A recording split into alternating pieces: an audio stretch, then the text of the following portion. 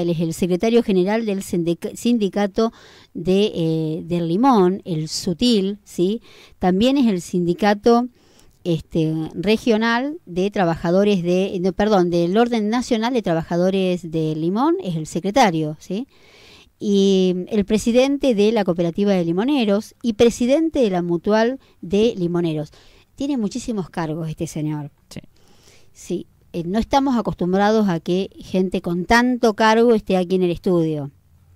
Han venido, por supuesto, legisladores, senadores, diputados, candidatos a presidente han salido por teléfono, está todo bien, pero un sindicalista, si bien no, por supuesto, también ha salido el secretario general de la UOCRA, pero con tanto rótulo y tanta cosa, porque vamos a hablar del sindicalismo, cuál es la posición hoy del sindicalismo, ¿no? Por un lado está la gente que, los Moyano, ¿están con el gobierno? ¿No están con el gobierno? Está Brite, está con, hablamos de Juan Carlos Brite, ¿está con el gobierno? ¿No está con el gobierno? El resto de los sindicatos, ¿cuál es la posición que tiene el sindicalismo aquí en Argentina? Y vamos a estar hablando de varios temas con el señor Juan Carlos Brite, así que lo saludamos. ¿Qué tal, Juan Carlos? ¿Cómo le va? Muy buenas tardes. ¿Qué tal? Buenas tardes, Fernanda, y a toda su prestigiosa audiencia. Contento de estar acá en la ciudad de La Plata, en vivo y en directo. La vez pasada no pude venir por compromisos en otra parte del país y verdaderamente un gran honor estar en la capital de la provincia de Buenos Aires en tu programa. Bueno, nos halaga muchísimo y muchísimas gracias por haber venido aquí a la ciudad de La Plata. Pero cuéntenos, vamos directamente al tema que nos ocupa, que tiene que ver con el sindicalismo. ¿Cómo está hoy posicionado el sindicalismo desde su óptica? Lo que pasa es que tendría que ser un poquito más específica la pregunta en cuanto a qué se refiere, Fernanda, porque es muy amplia la pregunta y el sindicalismo es tan grande. Como está dividido el sindicalismo, hay un sindicalismo que está con el gobierno, un sindicalismo que no está con el gobierno. Bueno, ¿cómo se encuentra usted dentro del sindicalismo aquí en Argentina? Bueno, nosotros, nuestra institución gremial siempre ha primado la lealtad, el diálogo con las organizaciones hermanas. Por encima de las banderías políticas está siempre puesto la lealtad de los trabajadores y bregar siempre por la unidad de las organizaciones sindicales hermanas en la búsqueda de hacer un sindicalismo con diálogo, con un sindicalismo con plena acción que represente los derechos inalineables de los trabajadores en lo que representa cada organización con sus distintos compromisos e intereses en defender las conquistas del movimiento obrero, ¿no? Nos llama muchísimo la atención que no haya estado el señor Moyano ahí el otro día cuando la presidenta Cristina, era aclamada por no solo por su gente, sino además por una gran parte de la masa del pueblo que estaba allí, ¿no? Bueno, nosotros en ese sentido, aparte yo presido la mesa del Movimiento Nacional Sindical Peronista en la República Argentina con 600 gremios de todo el país y 1900 organizaciones sociales. Hemos trabajado activamente en el triunfo de la compañera Cristina Fernández de Kirchner en estas elecciones. Hemos estado activamente llevando la propuesta de la transformación del país a partir de realizaciones, de hechos, y con referencia a la ausencia del compañero Moyano, habría que preguntarle a él. Yo no tuve contacto con él, por lo tanto no puedo aventurar una opinión personal que la debe dar el compañero Moyano, ¿no?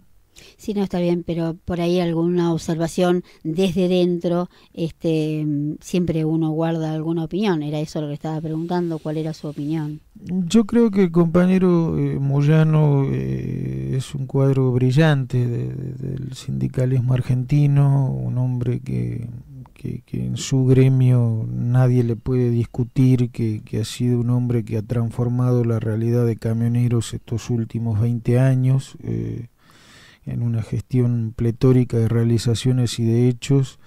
Y al frente de la CGT, Moyano vino acompañando siempre la política del gobierno nacional, sin dejar de lado la defensa de los derechos de los trabajadores. Ahora, las circunstancias que está pasando actualmente el movimiento obrero, seguramente la CGT con el compañero Moyano tendrán mucho para decir en estos días. Duro y parejo, periodismo independiente, a micrófono abierto. Sí, seguimos con el secretario general Juan Carlos Brite. Y en cuanto a su organización, ¿sí? Usted está a cargo de un sindicato que tiene ¿cuántos trabajadores a su cargo? Nosotros tenemos, hay 14 provincias que tienen actividad citrícola en la República Argentina, por encuadramiento sindical, pertenece a Trabajadores de Limón Argentina, y es una actividad que en estos últimos 15 años es la que obtuvo mayor desarrollo, dada la erradicación de industrias dentro de la actividad citrícola, en el limón específicamente, y sus derivados de aceite, resina, cáscara y biocombustibles también del limón, que sirve para potenciar en los mercados internacionales muchos productos que sacan a partir de la elaboración de las industrias acá en Argentina, y la erradicación de generación de puestos de trabajo a partir de la multifacética tarea que tienen en la elaboración del desarrollo de los distintos citrus acá en Argentina, ¿no? Usted, como decíamos la otra vez, pero seguramente hay oyentes que no escucharon la nota, recibió un premio del gobierno de la República China, ¿sí? Del gobierno chino. ¿Por qué y de qué se trata? Bueno, me tocó participar, invitado por la Bolsa de Comercio de la Ciudad Autónoma de Buenos Aires, a una delegación de la representación del gobierno de la República Popular China, encabezado por su jefe político y por la Cámara de Empresarios del Citrus de la República China, en la cual después de debatir ampliamente las posibilidades de desarrollo de inversión en Argentina a partir de la actividad citrícola, el análisis de los suelos, climatología, seguridades jurídicas, posibilidades de asociación en cuanto a los capitales para inversión de generación de puestos de trabajo y erradicación de industria con capitales chinos, he podido dar un diagnóstico después de 7 horas de compulsar con una delegación donde vino la primera línea del gobierno chino a Argentina.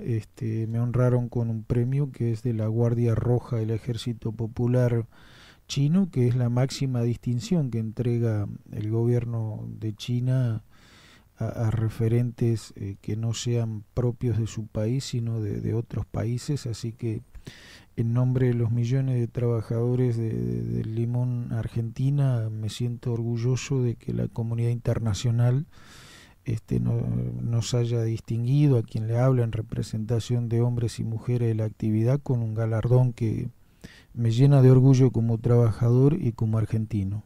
Le hago una consulta. ¿Es la primera distinción internacional que se le hace a su labor, o ha habido en otras ocasiones un reconocimiento, algún tipo de premiación? Sí, en una oportunidad la Iglesia Católica Apostólica Romana, a través del Vaticano, cuando estaba el Papa Juan Pablo II, también he tenido una mención del Vaticano con su santidad, cuando vino a Argentina, y bueno, esta distinción que me hace el gobierno de la República Popular China marca el perfil que uno tiene como dirigente de ser un hombre de generar constantemente realizaciones y hechos en beneficio de los trabajadores, del empresariado y de la actividad agropecuaria en Argentina, ¿no? Sí, la verdad que es increíble. Hablando de trabajadores, hay un tema que permanentemente tocamos aquí en el programa que tiene que ver con las paritarias. ¿Cuál es su posición frente a las paritarias?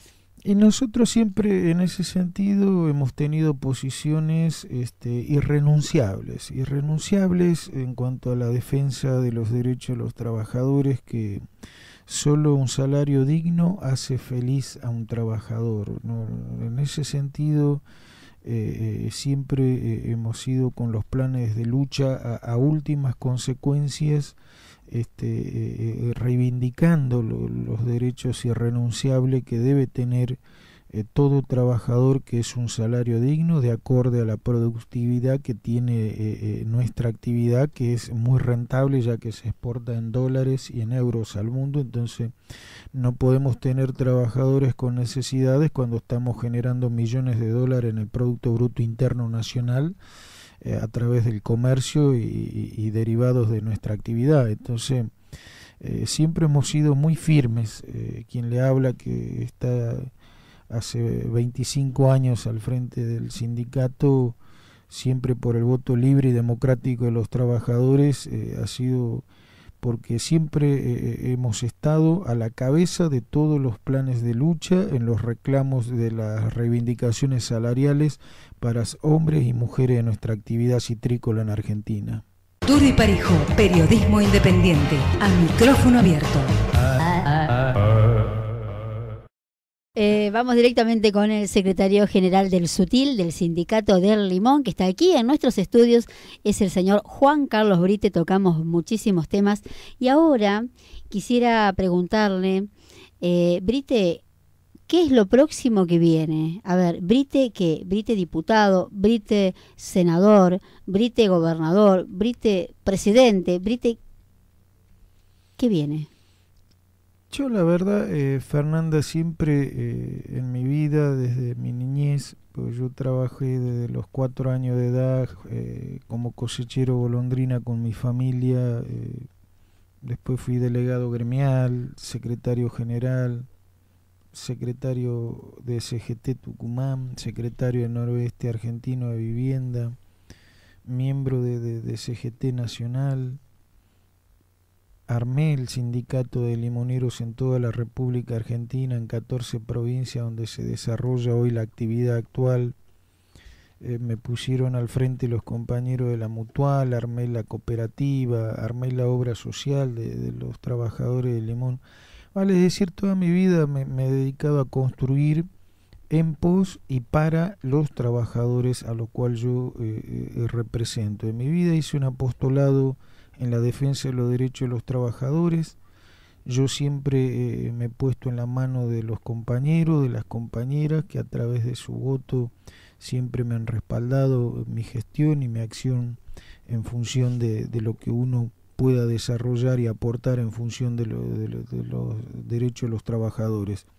De ahí en lo que se abra dentro de ese contexto de cara al futuro, y los propios trabajadores dirán cuál es el lugar que tiene que estar Brite. No sé, por ahí quizás me pidan los cuarteles de invierno también, después de toda una vida de lucha. Está bien, bueno, trabajo, pero usted, ¿no?, puede ser tranquilamente secretario general y puede ser diputado, puede ser senador. Eso no, una actividad no quita la otra. Sí, la verdad que yo en toda mi carrera me ofrecieron bancas en los inicios de concejal, de intendente, de diputados nacionales, distintos partidos a los cuales le agradezco, como mi partido, el Partido Justicialista, que fui congresal nacional 6 periodos consecutivos. Fui apoderado del Partido Justicialista, fui interventor del Partido Justicialista en la provincia de Tucumán durante la presidencia del compañero Menem. Con el tema de Kirchner me tocó organizar la mesa sindical en toda la región NOA, cuando en el 2003 no lo conocía nadie a Néstor. Nosotros salimos a construir a través del PJ esa alternativa. De ahí surgieron los distintos ofrecimientos electivos y la verdad que yo nunca vi hasta el día de hoy, en mis 25, 30 años de trayectoria gremial, que una banca de diputado o una banca de senador haya servido para los trabajadores. Epa, es muy fuerte lo que está diciendo, porque Bueno, hay mucho diputado, mucho senador que se va a sentir agraviado por esto que usted dice en este bueno, momento. yo estoy dispuesto a debatirlo, que me demuestren con hecho qué ley concretamente ha beneficiado en los derechos de los trabajadores. Porque si uno se pone a pensar, estos contratos basura de la tercerización laboral que están desde los años 90 a la fecha, siguen intocables. Los contratos de tercerización de 6 meses, de 8 meses, están desde el año 1990, estamos en el 2011, y no veo que ningún senador ni ningún diputado, hablo yo por mí mismo, usted me hizo una pregunta, entonces yo no la veo como una herramienta que sirva para los trabajadores. O sea, el por qué.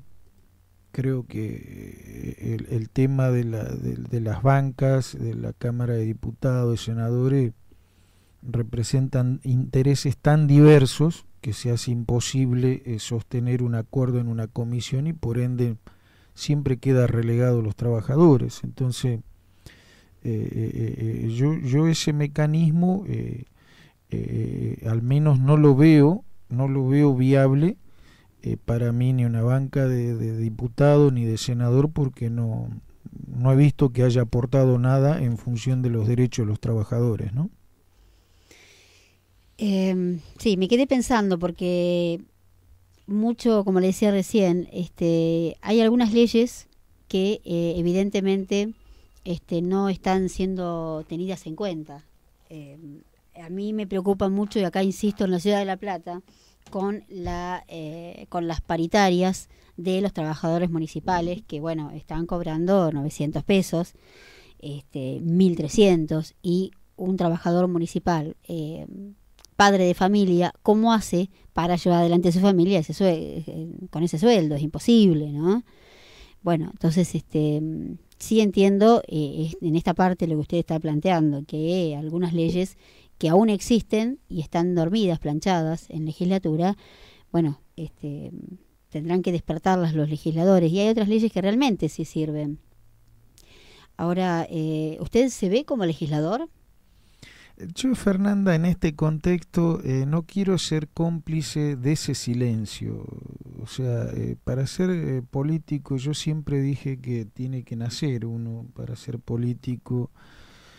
Yo a mis 44 años de edad creo que no soy político y no lo voy a hacer por el perfil que tengo, porque no me gusta prometer lo que no puedo y no me gusta mentirle a los trabajadores. Entonces, yo en ese contexto, al ver que las leyes de los contratos basura, de la tercerización laboral, que es un trabajo esclavo encubierto, la tercerización laboral, le aclaro a la audiencia, porque son contratos de 6 meses a un año que no le da estabilidad laboral a nadie.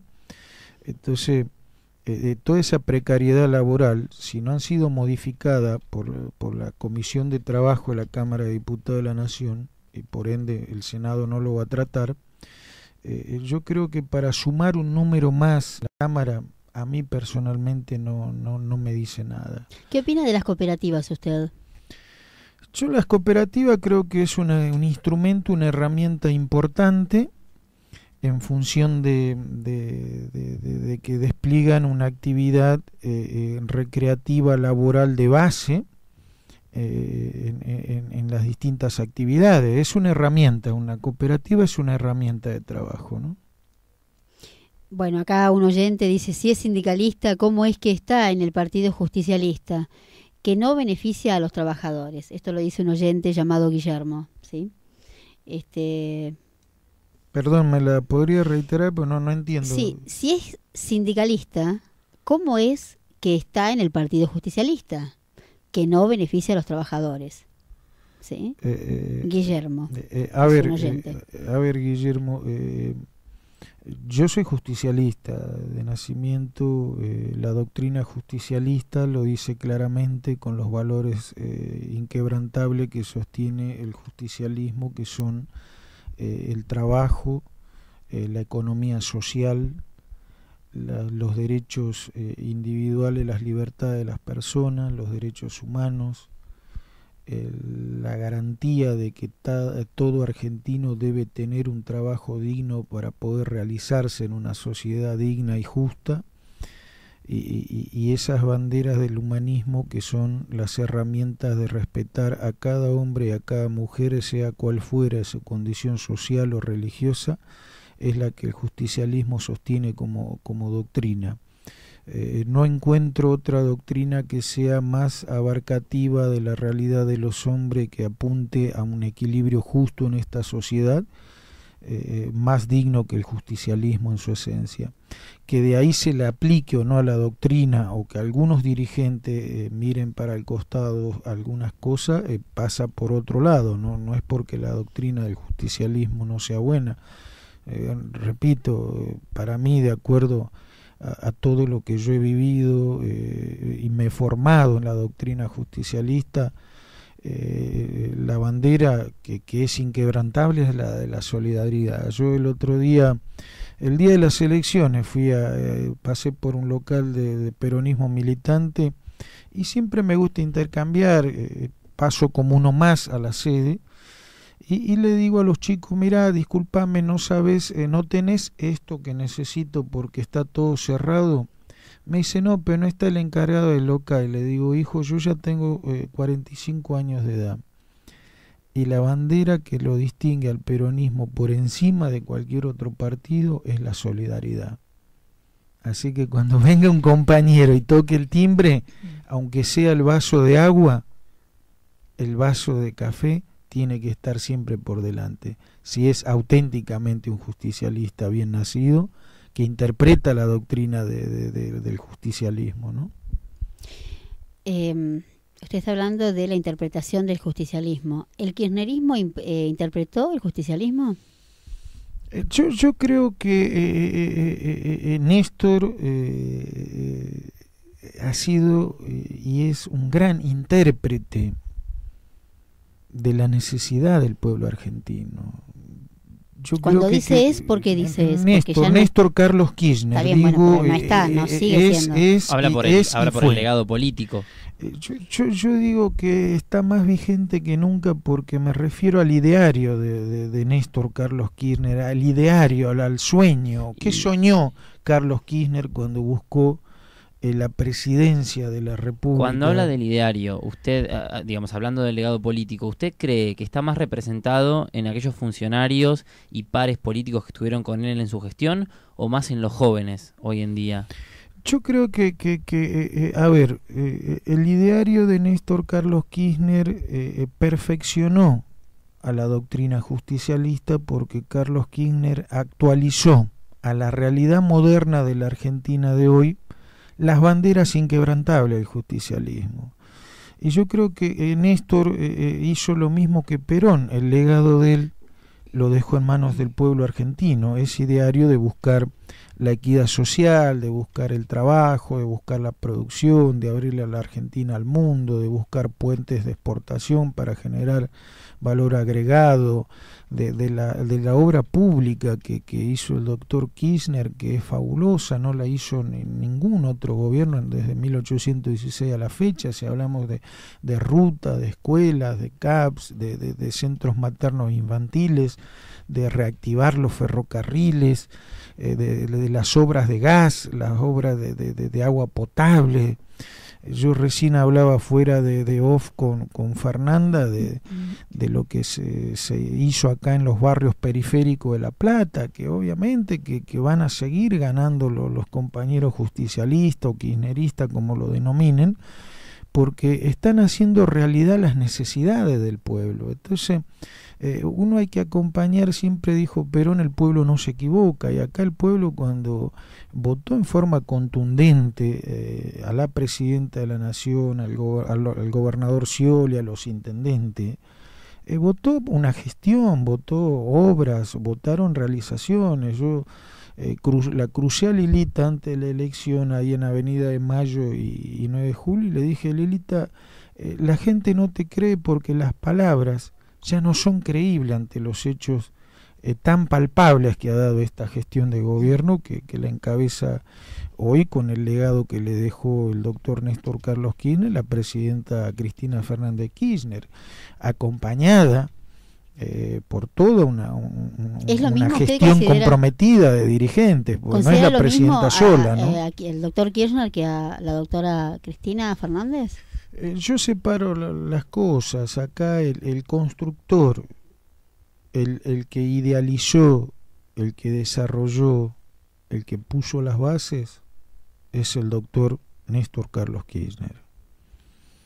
La presidenta continúa ese sueño que lo hizo realidad el doctor Néstor Carlos Kirchner. Yo creo que es la continuidad de un proyecto político, de un proyecto de país, un modelo de desarrollo que está respaldado por el conjunto de la sociedad argentina. ¿Usted no nota un cambio de discurso a partir de la muerte del doctor Kirchner, de la doctora Cristina? ¿No nota un cambio? Y que prácticamente ni lo nombra, dice él, y a partir de ahí todo un cambio. Yo no he notado ningún cambio. Yo he visto que sigue el mismo proyecto de obras públicas, de realizaciones para la gente, un gobierno que es igual que el que hacía Néstor, que es darle respuesta a la sociedad en todos los sectores, en todos los estamentos, reflotando los puertos, reflotando las vías férreas, reflotando los caminos, usted está haciendo diciendo la obra entonces, pública. Está diciendo que tanto Néstor como el doctor Néstor Kirchner como Cristina Fernández llevan adelante las banderas de lo que sería el justicialismo. Yo creo que lo han superado. Algún peronista histórico se le va a enojar, Brite. Me parece que estoy dispuesto al diálogo. Yo siempre digo que la democracia consiste en aportar ideas y en debatir democráticamente y sostener esas ideas. ¿Sabe por qué le digo esto? Porque si no, ni los Duhalde, ni los Rodríguez Sá, ni tanto peronista histórico y la gente común que es peronista histórica, no se acercó al kirchnerismo, aún, digamos, ¿no? Uno dice aún porque nunca se sabe. Yo lo respeto mucho a los compañeros, el compañero Duhalde, lo respeto mucho, su trayectoria, el compañero Rodríguez Sá, pero nosotros marcamos en mayo del 2003 junto a Néstor Carlos Kirchner las bases sociales de una nueva república, de un nuevo justicialismo modernizado, con una juventud activa, con un movimiento obrero con apertura de paritarias, buscando el equilibrio con el empresariado, siempre poniendo en el eje la producción para de ahí dividir las ganancias y no sacarle a la vaca lo que la vaca no tiene. Entonces acá empezamos de cero, primero alimentando a la vaca para que podamos sacar la leche entre todos. Hay muchas cosas que le critican al kirchnerismo y entre ese análisis y vendaval de críticas tiene que ver con los planes sociales. La oposición, todo el arco opositor. Usted me dirá ahí, pero a la hora de votar las elecciones dijeron otra cosa. Bueno, está bien, pero la crítica hacia el oficialismo concretamente tiene que ver con los planes sociales. La gente necesita trabajo, empleo digno. ¿Usted cree que esos planes sociales tienen que ver con la dignidad? Yo creo que acá tenemos que partir de la base en qué condiciones el doctor Néstor Kirchner en el año 2003 recibe un país, si me permite, Fernanda. Sí. En esto no existe magia en la generación de empleo. Tiene que haber una política de Estado muy sólida, muy firme hacia los sectores productivos de la Argentina. Néstor recibe una Argentina desmantelada, sin industria, con todas las pequeñas y medianas empresas cerradas, los chicos que habían abandonado las escuelas técnicas porque al no haber fábrica, al no haber pequeña y mediana empresa, no había tornero, no había electricista, no había soldadores, no había carpintero, habían abandonado las células básicas que tiene una república, como son las escuelas técnicas que construyen manos de obra para generar el valor agregado. Entonces, en esa coyuntura, los planes sociales sirvieron para poder contener mínimamente las necesidades básicas de todos esos millones de argentinos que estaban carecientes de trabajo de mano de obra genuino a través de aporte de obra social y caja jubilatoria, que es lo que podemos denominar trabajos sociales. Ahora, el gran desafío que lo fue llevando el doctor Kirchner fue disminuyendo los planes sociales y que vayan pasando a la mano activa con aportes millones de argentinos en las distintas actividades, principalmente el sector agropecuario y la industria metalmecánica en Argentina, que han absorbido gran capacidad de mano de obra. Y hoy las escuelas técnicas, gracias a Dios, están abarrotadas de chicos por la necesidad de un mercado de mano de obra especializada para las distintas actividades. El desafío que tiene la presidenta Cristina Fernández de Kirchner justamente es a ese espacio que todavía no le llegó la inclusión social con un trabajo digno, es motorizar y generar el trabajo genuino para que de una vez por todas quede como un pasado que nunca más queremos los argentinos, así como el terrorismo de Estado, nunca más queremos un argentino que no tenga un puesto de trabajo genuino y que no pueda garantizar un pedazo de pan digno a su casa. Este planteo viene a cuenta porque, como le decía, todo el arco opositor, precisamente lo que reprocha al oficialismo es este vendaval de planes sociales que han hecho de este país ya la naturalización de la falta de cultura del trabajo, ¿no? Esta cosa de, y bueno, si total recibo planes, y si somos 5 en la familia y los 5 recibimos planes y qué sé yo, nos alcanza para vivir, y no estoy culpando a la gente que tiene la necesidad. Culpo sí a los gobernantes, ¿sí? Y este comentario va por mi cuenta, no por el de Álvaro, porque no voy a comprometer a nada, pero sí porque en charlas que he tenido con distintos legisladores, uno toma conciencia, y además por haber visto mucha gente, ¿sí?, que recibe planes y que siente que su dignidad no vale, que su dignidad, y bueno, vale lo que vale un plan. Y eso me parece realmente una falta de respeto al ser humano, ¿no? Entonces, si es esto una deuda pendiente que tiene el gobierno, ojalá que la sanee y pronto, por el bien de todos, porque hay toda una generación ya de muchísimos años donde venimos de padres que han recibido planes, ahora los hijos, y cuando está ya toda esa cultura instalada del plan, ¿sí?, el plan descansar le llaman muchos, ¿sí? Entonces, cuando venimos del plan descansar, bueno, ofende mucho a la dignidad de esa persona. ¿Por qué no se puede sentir igual a cualquier otro laburante? Y eso es lo que enoja. O sea, eso me enoja a mí, que estoy desde este lado. Hoy estoy desde este lado, salgo de acá y estoy de aquel lado también. Y enoja a muchos ciudadanos. Más allá que le hayan votado, ¿no?, a la presidenta, a quien sea, no importa, pero tiene que ver con esto. Hay que recuperar la dignidad que te da el trabajo, no te lo da otra cosa. Entonces, por eso venía esa pregunta. Entonces, en su gremio está todo tranquilo, todo bien.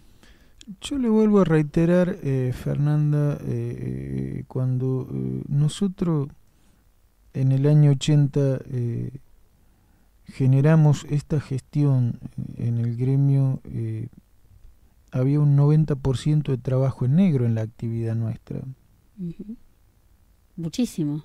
Era una brutalidad, indudablemente. ¿Y cómo hizo para ir acomodando? ¿Cuánto tiempo le llevó eso? Ejerciendo un rol muy fuerte, acompañando las inspecciones laborales a las empresas, acompañando la seguridad e higiene del trabajo, denunciando a las empresas.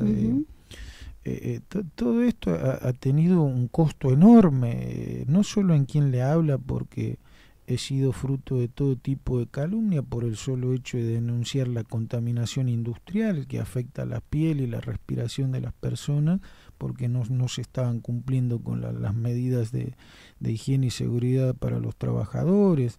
Iban en los colectivos descalzos, no tenían botas, no tenían uniforme, no tenían guantes.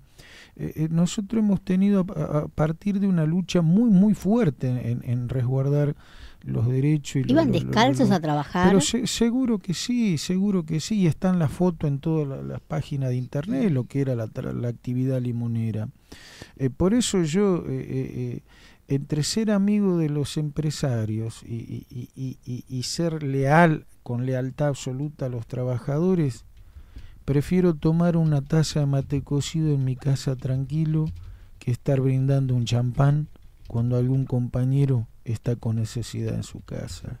Este es el perfil que hemos sostenido nosotros de siempre, que es resguardar en forma incondicional la dignidad de un trabajador, porque ese es el rol que le ocupa a los dirigentes de los trabajadores, que es cada uno en su sector resguardar esos derechos a través de un salario digno, garantizarle los derechos y las libertades y los deberes y obligaciones también que tenemos a partir del trabajo.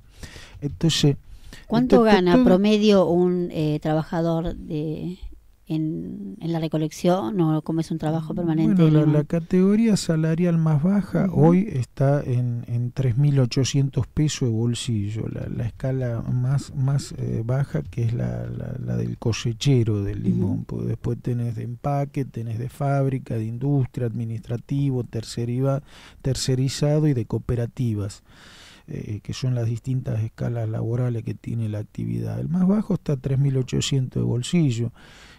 Yo no digo que... ¿Una carga horaria de cuánto? No, son 8 horas de acuerdo a decreto ley, y cada vez que el trabajador entra a la finca, cobra 178 pesos, de acuerdo a el último acuerdo que hubo en el Ministerio de Trabajo, diario, o sea, están poniendo eso por una actividad temporaria y de cosecha. ¿Cuánto dura esta actividad? Bueno, la industria produce los 12 meses corridos porque genera el aceite, genera los jugos para las gaseosas, genera para la industria bioquímica mucho valor agregado, la cáscara seca del limón en los 12 meses. Y la fruta fresca de exportación dura de 6 a 7 meses, que es la exportación de a los mercados internacionales. Vale decir, tenemos una actividad donde hay 400.000 titulares en todo el país declarados en AFIP de la actividad citrícola en Argentina, que están desempeñando función y cobrando salarios dignos. Cuando nosotros agarramos el sindicato en 1980, no había más que 20.000 blanqueados en todo el país. A 400.000 creo que mucho tuvo que ver esta gestión que le habla en cuanto a combatir de raíz el trabajo en negro. Y eso a mí me ha costado persecuciones, me ha costado que me inventen causas, me ha costado difamaciones, obviamente, porque... ¿No está bien visto hacer las cosas bien? No sé si está... a veces incomoda el hecho de que acá a los empresarios se le tenga que hacer ver que los trabajadores... por más que seamos cabecita negra, también somos seres humanos que tenemos derecho a llevar a nuestros hijos a un cine, a comer a una pizza, ¿por qué no a tener un auto como lo tuvimos en la época de Perón, de vivir con dignidad? Las casas que entregaba Perón eran chalés. ¿Por qué no tenemos derecho a la dignidad a los trabajadores? Los trabajadores, sea el rubro que sea, tiene el mismo derecho que el hijo del patrón, como quien dice. Brite, hace un ratito usted aquí mismo acaba de decir que el kirchnerismo y la doctora Cristina Fernández han superado lo que la idea original, digamos, lo que sería el peronismo, ¿no? Y ahora me está diciendo que por qué no tienen derecho como en aquella época, cuando en la época de Perón tenían un auto, tenían entonces... yo me refiero a la parte patronal. Cuando yo puse este ejemplo, dije la confrontación empresarial con el sector laboral de los trabajadores, con el sindicato apunta a que el trabajador tenga las mismas oportunidades que el hijo del empresario. Son dos temas aparte, esto quedó bien clarito. Una cosa es la doctrina del justicialismo, que a mi modesto entender la modernizó el doctor Kirchner, la perfeccionó y la mejoró, y la está continuando esa política del doctor Kirchner, la presidenta de la Nación, Cristina Fernández de Kirchner. Lo que sí yo separo claramente las cosas. En nuestro país y nuestra obligación como dirigentes sindicales es garantizarle las mismas oportunidades al hijo de un obrero que al hijo de un empresario. No tiene por qué el hijo de un empresario andar con una zapatilla de 700 pesos, ejemplo, y el hijo del trabajador con una hojota, ejemplo. No, por supuesto. Sí, quedó muy claro. Entonces, ya estamos casi finalizando el programa. Le agradecemos. Se nos fue. Sí, le agradecemos al secretario general del sindicato, el Sutil, ¿sí? El sindicato del Limón. Este sindicato que nació allí, él está desde los 80 a cargo, como lo acaba de decir, ya lo escucharon esta parte del gremialismo y todos, no sé si quedó algo por decir respecto del tema, pero bueno, no faltará la oportunidad para que ustedes puedan... Yo quiero limones. Volver a escucharlo. Ay, ¿cuál es la provincia que más produce limones? Bueno, en el año 87 Tucumán era la líder en Yo pensé que era Entre Ríos, extensión cultivada. Bueno, Entre Ríos es la madre del citrus con claro. Pindapoy, años 78, 79. No sé si se acuerdan de jugos sí. Pindapoy. Bueno, tuvo la primera... Mira, podríamos haber jugado con la consigna con... La sí. primera industria del Pindapoy. jugo en el Claro. 78, 79, Pindapoy. Sí. Y después se Juguades, que en la Cocha, Tucumán, también se desarrolló en el 87, que después la vendieron, eran capitales argentinos y pasaron a manos brasileras. Como muchas empresas, claro. Correcto, sí, pero sí. Hoy, gracias a Dios y la Virgen, la actividad citrícola es muy potente en 14 provincias. Hay industria en 7 provincias. La próxima sorteamos limones. Sí. Nosotros nos despedimos y será hasta mañana. Le agradecemos a Juan Carlos Brite, que gracias por haber venido aquí a Duro y Parejo, y lo esperamos en alguna otra oportunidad para con ver limones. si yo quiero limón. sí, con una canasta de limones, sí. decís. Yo quiero salir y que haya un limón acá, no sé. No podemos en el contrato estaba eso, yo no sé. Bueno, ya vamos a traer unas canastitas con unas canastitas con limón. Sí. Gracias, Fernanda, por tu tiempo, por tu amabilidad, y a toda la maravillosa audiencia de la ciudad de La Plata, a quien yo quiero muchísimo, a esta gente que con una ciudad tan bonita, la capital de los chicos de las universidades acá en la ciudad de La Plata, ¿no? Así es, muchísimas gracias.